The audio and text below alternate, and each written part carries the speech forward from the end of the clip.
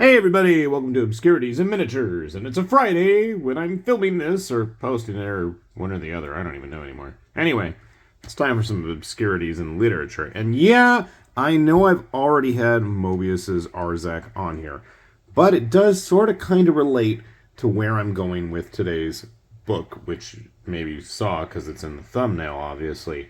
But the other week or so, or two, or three, or four ago, I don't remember anymore because they all kind of blur together as I, wait for school to finish and escape to vacation. I was talking about comics that don't have any dialogue, wordless comics, and it was Delgado's Age of Reptiles because they're dinosaurs and they don't need to talk.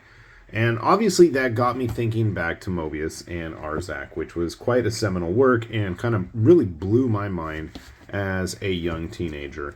And the panel layout is one of those things that's always stuck with me.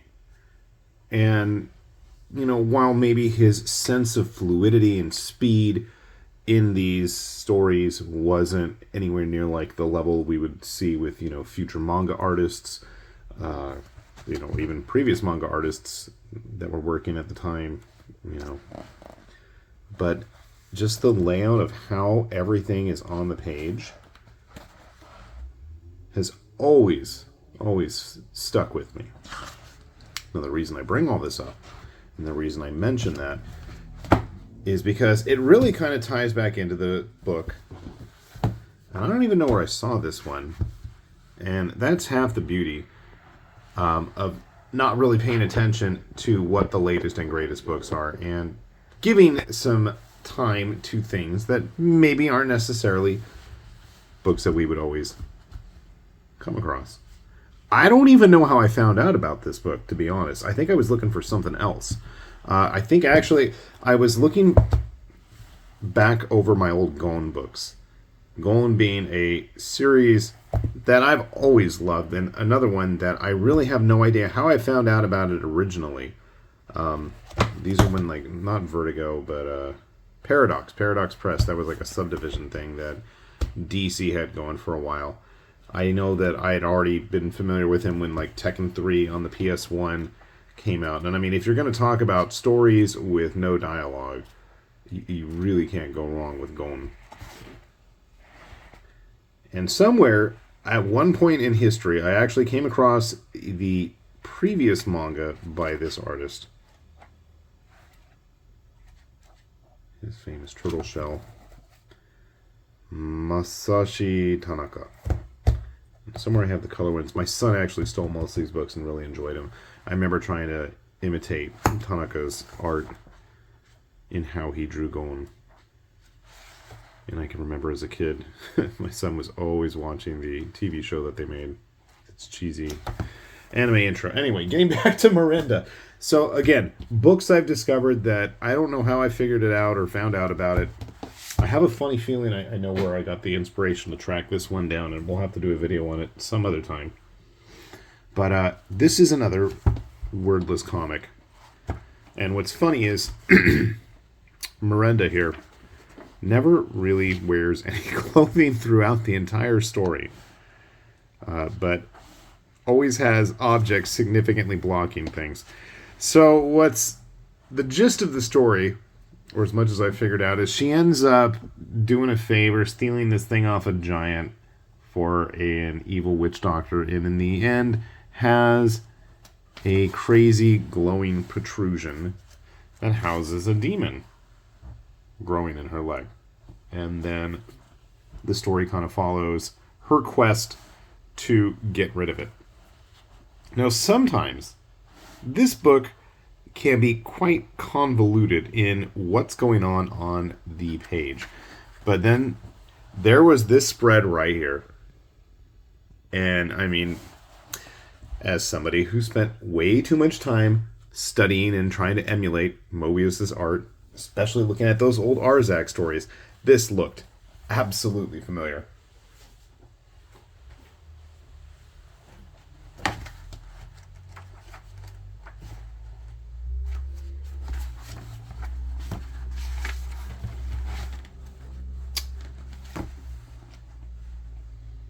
That is a cool call out, I think.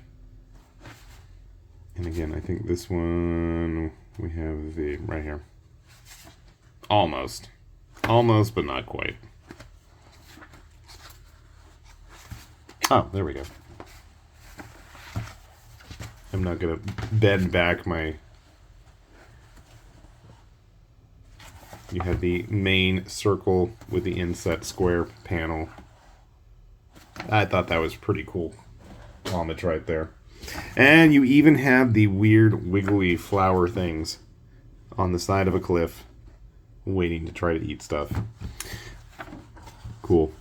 So, yeah, the story, it's interesting. We have all these dialogue balloons, and the balloons themselves are always kind of explaining what's going on.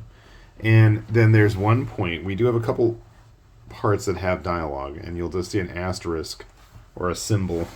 And then at some point in the book, we actually get what they say. And they're quite philosophical and esoteric. And I'm not going to spoil what happens, but it's interesting. And I want to say this was originally serialized, I think, in... Was it in Island? It feels like it was in Image's Island comic. And it doesn't say anything on the back. In fact, it doesn't really say anything. Let's see if it says where it was published originally. Yep. Island Magazine, 11, 13, and 15. But again, the visuals are gorgeous. There's no denying. And it's kind of interesting that we see our heroine, despite not really wearing any clothes, doesn't fit the mold of the typical comic book proportions. You know, I love that it has a very Brandon Graham feel to me, but then again, Graham was, behind Island in some capacity, so that's not that surprising, surrounding himself with similar artists and stylistic designs. So again, we're not going to spoil this, obviously, but there's just a lot of cool visuals, and if you're somebody who appreciates that kind of stuff, if you like interesting fantasy designs, there's definitely some interesting things going on, and no, I'm not going to show you everything. You'll have to take a look at that yourself. And we do get some cool pinups in the back, as is always the case. And shock of shocks, look who did one of those pinups. I'm a big fan of Brandon Graham stuff. I really enjoy his work. But yeah, monsters, magic, weirdness, and no real talking. Something for everyone. Again, I honestly don't know how I came across this, but this is like one of those things that I love to pass on and share with everybody. So hopefully if you dig this style of comic, do take a look. And I absolutely promise we'll see more of this stuff in the future on this channel, because I really like it. So with that said then, this has been High Lord Tamberlane with Obscurities and Miniatures, saying thanks for watching, and we will see you back here soon. Bye-bye.